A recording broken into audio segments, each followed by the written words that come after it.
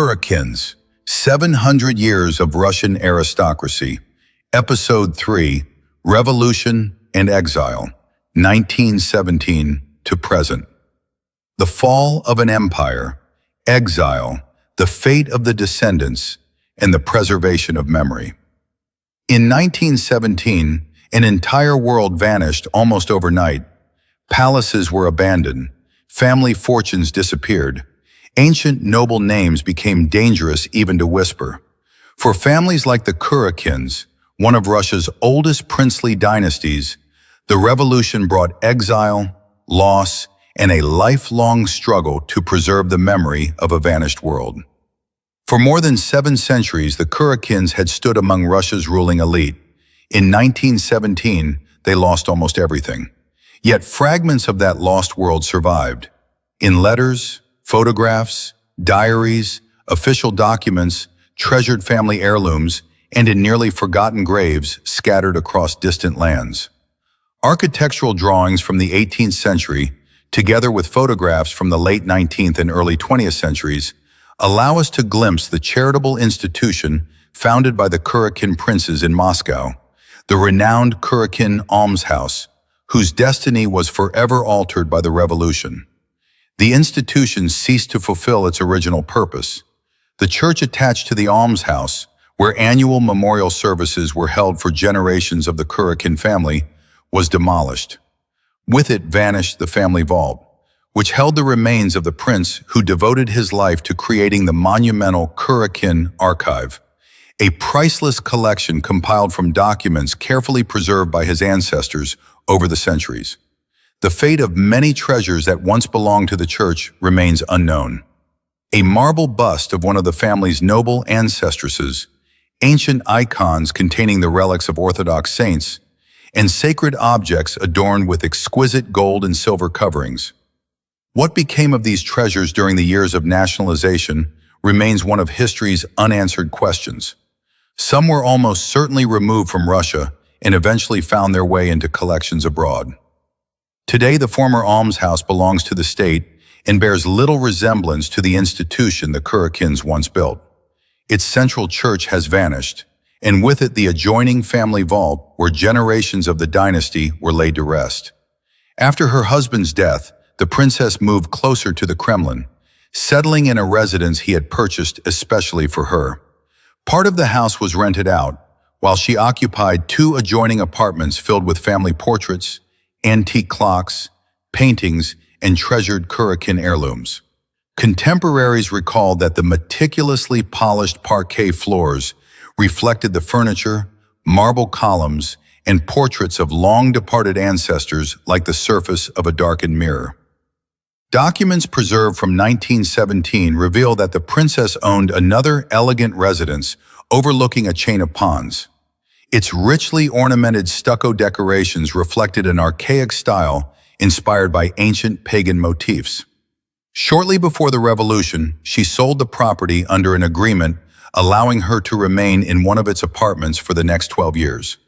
The proceeds were deposited in the Russian bank, then considered one of the safest financial institutions in the empire. Within months, however, both the money and her remaining property were confiscated by the new Soviet government, and former owners were ordered to leave their homes within 24 hours. The lives of the prince and princess's children were marked by tragedy as well. Of their 3 daughters, 2 eventually fled Russia with their husbands after suffering heartbreaking losses. The deaths of their sons during the revolution and the Civil War. Both women spent the rest of their lives in Yugoslavia, where they died. Today, even the locations of their graves are unknown. The daughter who remained in Moscow, Maria, endured tragedies of her own. One of her sons, an aviator, was killed during the Civil War. 2 others, who had been studying at the Sorbonne in Paris when the revolution broke out, found themselves cut off from their homeland, unable to return. Together with their families, they eventually emigrated to Cuba, where they began new lives far from the country of their birth. Both brothers proved to be exceptionally gifted engineers, playing an important role in the development of Cuba's transportation network and contributing to major industrial projects in both Cuba and Venezuela. Several sugar mills designed by the brothers remain in operation to this day, a lasting testament to the resilience of a family that survived the collapse of an empire. Another daughter, Sophia, fled Russia with her husband in a desperate attempt to escape the violence of the revolution. Their route led across Siberia toward Harbin in China. During the chaotic journey, however, refugee trains were repeatedly halted. Passengers were searched, robbed, and sometimes executed. Amid the turmoil, Sophia became permanently separated from her husband, and the two never saw each other again. She eventually emigrated to the United States. The jewels she had managed to bring from Russia were soon lost in an unsuccessful business venture, leaving her with almost nothing. In the end, it was her brothers who came to her aid, inviting her to begin a new life with them in Cuba. Before the Cuban Revolution of 1959, Sophia became a respected member of Havana's social and cultural circles. Newspapers frequently mentioned her among the guests at prominent receptions and charitable events. She was also personally acquainted with Ernest Hemingway, whose years in Cuba made him one of the island's best-known literary figures. Sophia spent the remainder of her life in Cuba, where she became a professor of foreign languages. Affectionately known as Sonia, she was remembered by local journalists as one of the country's finest teachers of Russian, German, and French, as well as an inspiring lecturer on Russian history, art, and culture. Today, in Havana's famous white marble cemetery, the family mausoleum still stands. Members of this branch of the Kurakin family and their descendants rest there to this day. Some of the family remained in Cuba, enduring the hardships that followed the revolution, while others eventually found new homes in the United States and Spain. The fate of Oleg, the younger brother who remained in Soviet Russia, was far less fortunate. During the 1930s, he supervised the construction of new railway lines across the country. His work left little room for a settled life. Instead of an office, his world consisted of construction camps, engineering expeditions, and months spent far from Moscow, wherever new railways were taking shape. He held a senior managerial position and bore immense responsibility for these ambitious projects. But engineering was only one of Oleg's talents. He was also a gifted artist. In hundreds of sketches and drawings, he captured himself, his colleagues, and the everyday life of Soviet construction sites with remarkable accuracy, warmth, and quiet humor. These vivid images preserve something that official records rarely reveal. They capture not only the hardships and determination of an era, but also the personalities, emotions, and humanity of the people who lived through it, offering a rare and intimate glimpse into everyday life in the Soviet Union. For completing the railway project ahead of schedule, Oleg and his colleagues received official recognition from the Soviet authorities. But such honors offered no protection during the years of the Great Terror. In early 1938, he was arrested. That autumn, just days before his birthday, he was executed. The story of the Kurakin family, their lost estates, scattered treasures, and the disappearance of the world they had known, is preserved with remarkable clarity in the memoirs of Countess Elizabeth Narishkin, née Princess Kurakina, a lady-in-waiting at the imperial court. Her book, Under Three Tsars, The Memoirs of Lady-in-Waiting Elizabeth Narishkin, first published in New York in 1931, remains one of the most valuable first-hand accounts of Russia's vanished aristocratic society. Based on the recollections of the elderly countess and enriched by the memories of her granddaughter, it preserves the voice of a generation that witnessed the end of Imperial Russia. Its pages bring to life a world swept away by the revolution, ancestral estates, court ceremonies, family traditions, the intertwined destinies of noble families, and the painful exile of those who were forced to abandon their homeland and begin life again in distant countries. Countess Elizabeth Narishkin, née Princess Kurakina, was renowned for her intelligence, refinement, and impeccable manners. As a lady-in-waiting to Empress Alexandra Fyodorovna, she was entrusted with helping to educate and supervise the Tsar's daughters, the Grand Duchesses Olga, Tatiana, Maria, and Anastasia. The year 1915 brought growing disappointment and uncertainty. Emperor Nicholas II had left for military headquarters to assume personal command of the Russian army, while Empress Alexandra remained at the Alexander Palace in the company of Countess Narishkin. Although those around the imperial family still hoped for a favorable outcome to the war, the events of 1917 unfolded with astonishing speed. As Countess Narishkin later wrote, events followed one another with terrifying speed.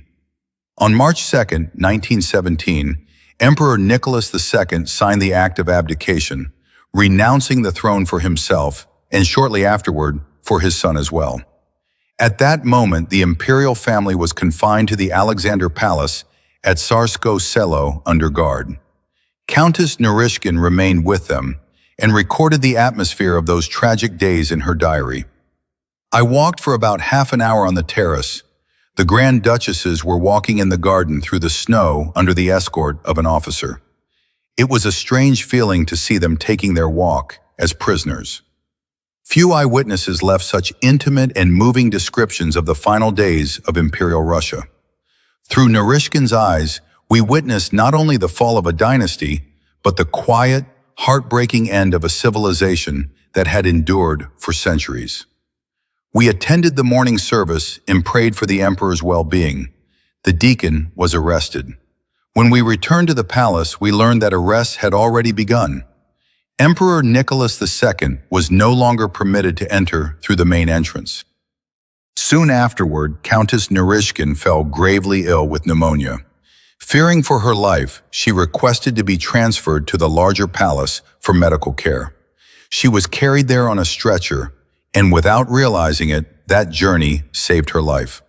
History would prove how fortunate that decision was. Almost everyone who remained with the imperial family in captivity was executed alongside them in 1918. In August 1917, Elizabeth Narishkin wrote in her diary, "They are leaving today. Permission was requested for us to say goodbye, but it was refused. I believe they are being sent to Tobolsk, although no one knows for certain and no one is saying anything. I will not be able to follow them." Age and failing health made it impossible for her to accompany the imperial family into exile, a separation that would become their final farewell. The months that followed brought hunger, uncertainty, and hardship. Recalling the spring of 1918, her granddaughter wrote, "We left the table dreaming of our next meal. On one holiday, the Countess instructed the cook to bake cookies from potato peelings, flour, and carrots, a modest attempt to preserve a sense of normal life in the midst of growing deprivation.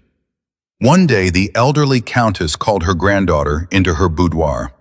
Opening a drawer, she took out a long strand of pearls that she had worn on formal occasions, together with other treasured possessions, a diamond cipher badge presented by the Empress, and a beautiful oval portrait of Empress Alexandra Fyodorovna set with precious stones. Hoping to save them, the family entrusted these valuables to friends living nearby. But the very next day, Bolshevik soldiers arrived. The house was searched, and every one of those treasures was confiscated. Then came the news that shattered all remaining hope. During the night of July 16th to 17th, 1918, Emperor Nicholas II, Empress Alexandra, their 5 children, and their loyal attendants were murdered in the basement of the Ipatiev house. Realizing that no one connected with the old regime was safe any longer, the family decided that it was finally time to flee. But fate intervened once again. As the Countess's granddaughter later recalled, "On the evening before our departure, armed men arrived. They searched the house and arrested both my father and my brother. Their escape was postponed once more, while the tightening grip of the revolution left fewer and fewer paths to freedom. They were imprisoned in the Peter and Paul fortress. From his cell, her father managed to send a letter describing the appalling conditions in which the prisoners were being held. There are 15 of us in this cell. Everything takes place in the same room. You can imagine what the air is like. During all this time, we have been allowed into the corridor only twice for 10 or 15 minutes. There were stretches of 5 days when the cell door was not opened at all, not even to let in fresh air.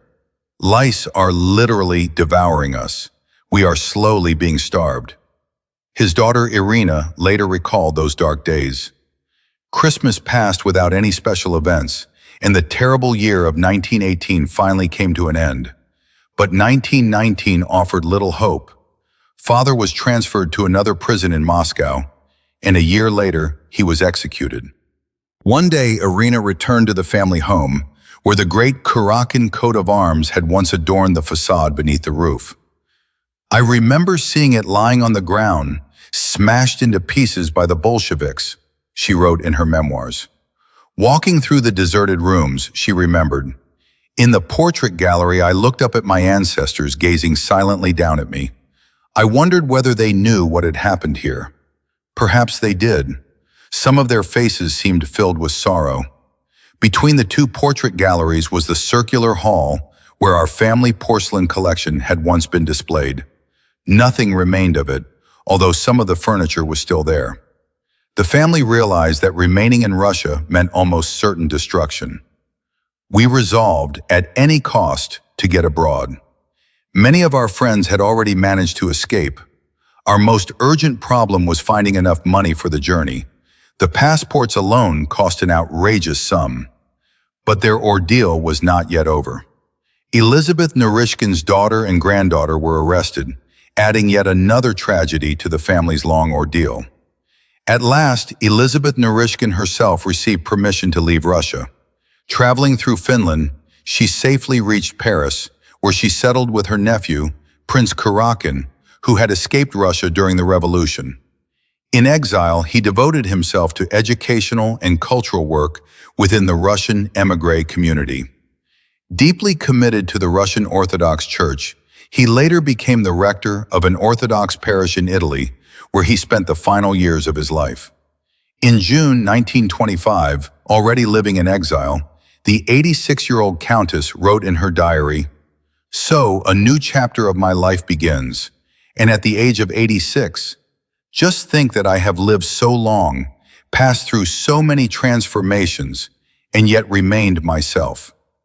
In another entry, she reflected on the turbulent world around her. "I am dulling my mind by reading piles of newspapers. People hurry about, labor, hate, suffer, and even rejoice in evil, while God's will unfolds at the slow pace of the evolution it governs. And what an outpouring of hatred and crime there is upon this earth, which ought to be preparing mankind for eternal blessedness." And among her final reflections was one brief but profoundly moving sentence. "Oh, may this poverty finally teach me humility." In France, Countess Narishkin was reunited with relatives and lifelong friends who, like her, had been driven into exile. Despite the hardships of émigré life, they supported one another, determined to preserve the traditions and memories of the country they had lost. The American philanthropist Dorothy Paget purchased a chateau near Paris and transformed it into a home for elderly Russian émigrés. There, many who had once belonged to Russia's highest society spent their final years surrounded by others who shared the same memories of a vanished homeland. Meanwhile, in Russia, the ancestral mausoleum of the Kurakin family, once located in the church at the entrance to their estate, had disappeared completely. Not even a trace remained of the church itself. The graves were destroyed, and the ashes of generations of Kurakins were scattered across the surrounding fields. Yet memory was not erased forever. During the past decade, one of the family's ruined estates has been rescued from oblivion. Carefully restored by its new owner, it has been brought back to life as both a private residence and a museum. On the site where the family church once stood, a large memorial cross now rises in honor of all those whose lives and destinies were forever bound to this place. Two other Kurakin estates, however, still await restoration. For more than a century, they have stood abandoned, slowly succumbing to time and neglect. Their ruined walls remain a silent reminder of how easily the heritage of one of Russia's oldest princely families could have disappeared forever. But history survives wherever memory is preserved. And as long as these stories continue to be told, the legacy of the Kurakins and of the world they once knew will not be forgotten. The end.